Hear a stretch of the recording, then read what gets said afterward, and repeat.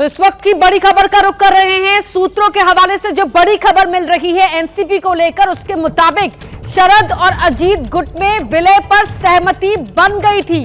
दोनों ही पार्टी के नेताओं के बीच में बैठक भी हुई थी। और अधिक जानकारी के साथ हमारे सहयोगी गणेश ठाकुर हमारे साथ फोन लाइन पर जुड़ रहे हैं। गणेश, क्या बता रहे हैं आपके सोर्सेज इस विलय को लेकर? जी देखिए, इस हादसे के कुछ दिन पहले ही दोनों पवार यानी शरद पवार और अजीत पवार के बीच में एक बैठक हुई थी, क्योंकि आजकल चर्चाएं तो कई दिनों से चल रही थी। पुणे और पिंपरी चिंचवड़ में नगर निगम के चुनावों में दोनों पार्टियों ने एक साथ चुनाव लड़ा, एक सिंबल पे। तो तब से ही चर्चा थी कि अब बहुत जल्द विलय होगा और उस चर्चा पर मुहर भी लगने वाली थी, लेकिन उसके पहले यह हादसा हो गया। सूत्र बताते हैं कि हादसे के करीब एक हफ्ते पहले दोनों पवार एक बार वापस मिले थे, सुप्रिया सुले भी शायद उसमें थी, और उसमें तय हो गया था कि अब विलय करने की जरूरत है, अभी परिस्थिति है, वरना पार्टी या दोनों बिखर जाएंगी।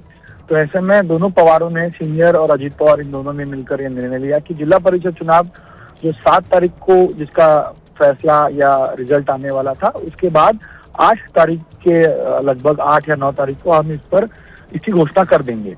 अजीत पवार ने भी इस पर सहमति जताई थी और इसके बाद में दोनों पार्टी के वरिष्ठ नेताओं के बीच में चर्चा हुई कि आखिर कैसे करना है, ग्राउंड पे किस तरह काम करना है इस विलय को लेकर। तो वो चर्चा भी सकारात्मक रही और आगे की प्रक्रिया काम शुरू कर दिया गया था।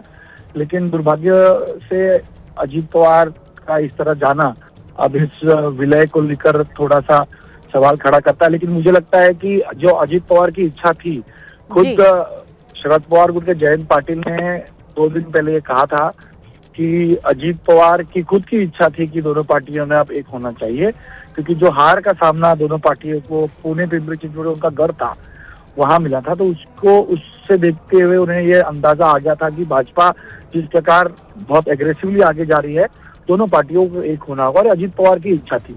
तो वो अब देखते हुए अजीत पवार जब नहीं रहे, तो उनकी अंतिम इच्छा के तौर पर दोनों पार्टियों के नेता, खासतौर पर शरद पवार, सुप्रिया सुले, सुनेत्रा पवार, पार्थ पवार मिलकर इसको करेंगे।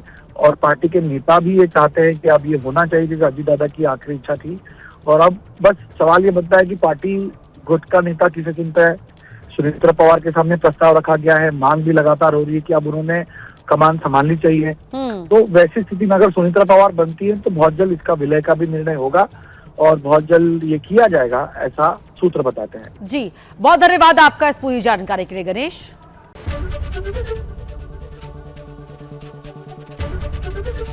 एबीपी गंगा, खबर आपकी, जुबान आपकी।